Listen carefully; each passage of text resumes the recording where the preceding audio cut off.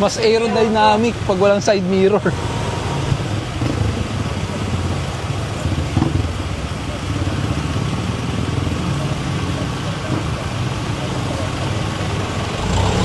Manalangin ka na rehistrado pa to. Yun, sabi na. Ay, Tapang lingkod party list. Ay! Kung man-man. hello, hello.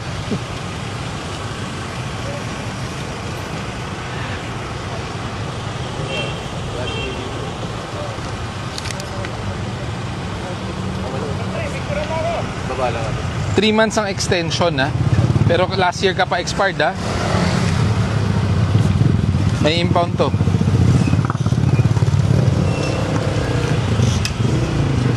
Pero gusto ko talaga malaman, bakit ba hindi nyo nilalagyan ng side mirror? Maluwag talaga kasi. Maluwag. May gabit sir. Tsaka nabababaan din siya sir pag kinabit ko. Saan ang kabitan dito? Ano? Oh, bakit nakabit ko? Di naman maluwag, masikip nga eh, oh. Nabababaan din sir. Ha? Pag umaandar ako nabababa. Pag umaandar, nabababa. Opo. So pag ganun, pwedeng wala ng side mirror. Paano mo nakikita yung dalawang gilid?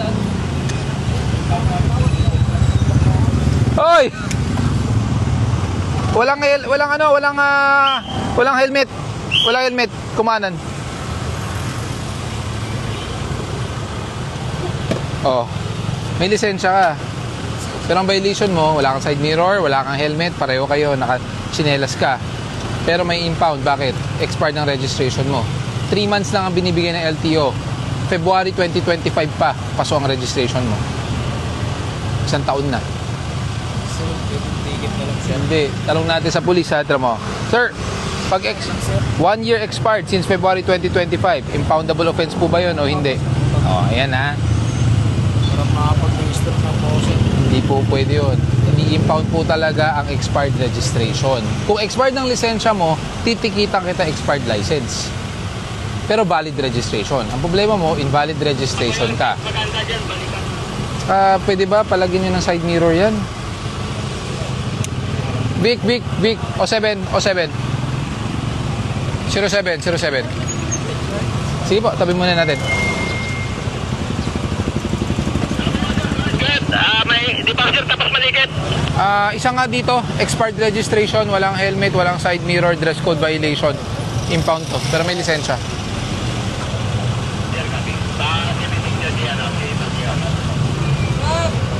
Morning. Pero ano violation niya? Initial violation, no helmet yung rider sa kayo angkas. Tapos walang side mirror.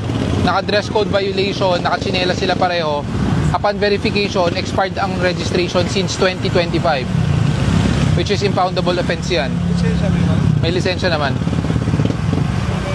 tinama naman kahit siya. Oo, di ba? Sir, hindi mo na perfect. Bumili ka ng side mirror, mura lang ang side mirror eh. So ano gagawin dito? Impound to. Ha? May impound. Paano mangyayari? Basically, since may license siya pero expired ang registration niya, impoundable offense ang expired registration. Magkano yung ganun sir? 1,000 yan ang impound. Kano? Plus 1,000 ang impounding fee mo niyan, towing fee, plus yung mga violation mo pa. Expired registration, kung di ako nagkakamali, parang magkano na expired registration yan? 900 ba o 500 pa rin? Sablay ka boy. Ay, pautoy. Ano ba tambutso nito? Video lang sir. So ito yung pagdating ng gabi. Brum brum brum brum brum. Nakatibablo nito. Naman sir. Yes sir.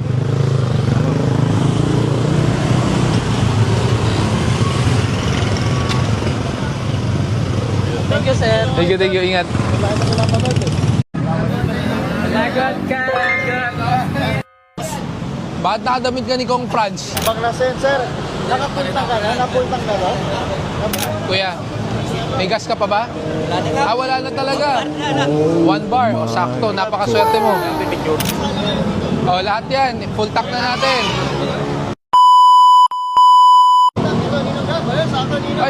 Mondi, mukhang napapagod ka ata sa kakasayaw. Oo nga po. Pero Ninong Gab, itong pagod natin, ito lagi sa Cubao, lagi pong traffic pala. Well, alam mo, isa sa reasons kung bakit napaka-traffic ng Cubao area. For one, no, it's one of the major transport hub dito po sa kahabaan ng EDSA. Alam naman natin, andyan ang bus terminals, andyan ang mga UP Express, andyan ang mga TNBS, tulad ng mga nandito sa likod natin ngayon. No? At hindi lang po yun. Ang corner po niyan, o yung sa baba po niyan, andyan po ang Aurora Boulevard, which is andyan din yung mga jeepneys po natin at mga iba pang mga buses. That's why it's a very crucial talaga, no? Yes, very crucial tong area na ito na dapat talaga maayos dahil it's a, kumbaga gateway yan ng ating mga kababayan, especially during rush hours. So, nabanggit mo na, sir.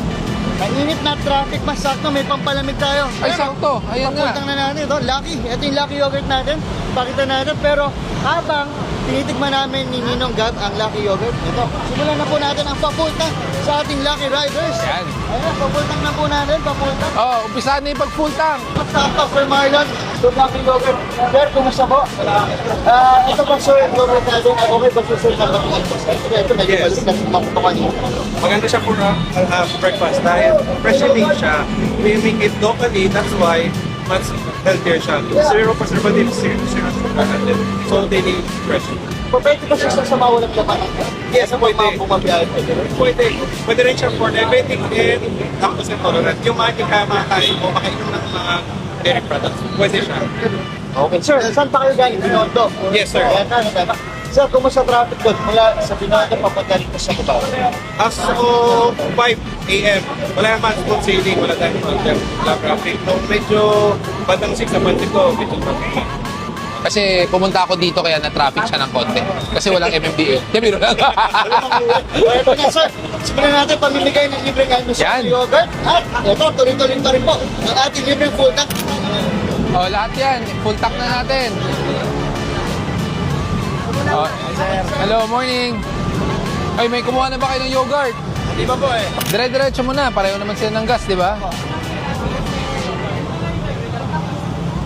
Oh, yung mga rider, kuha na kayo doon.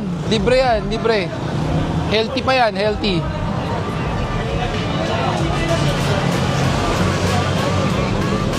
Kuya, may gas ka pa ba? Ah, wala na talaga. 1 bar, o sakto, napakaswerte mo. Kuha na kayo, pila na kayo. Sige na, pila na kayo doon. Kinakabahan ako eh.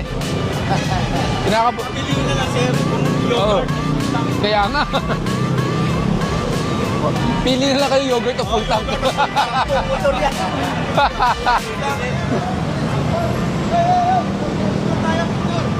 Thank you. 300 mahigit pa lang.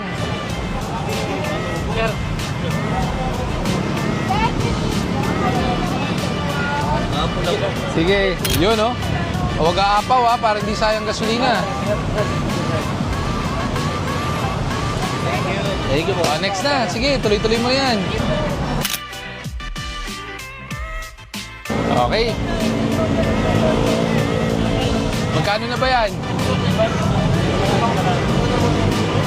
Tapos na to? Mukhang sagad na sagad to ah. Paras lang, sir.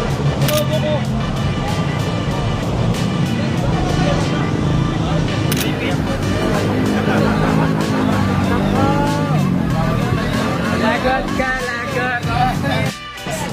Bakit nakadamit ka ni Kong Franz? Tawagan natin si Franz. Teka lang. Tawagan natin si Kong. Magulo to actually eh. Kasi wala naman talaga sa batas yung 4 finger.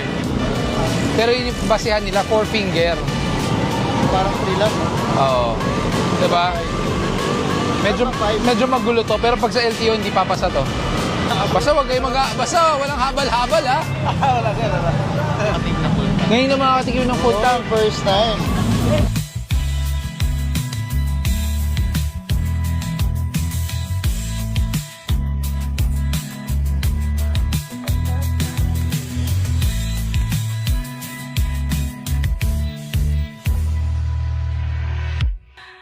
Salamat sa'yo, Gab ko.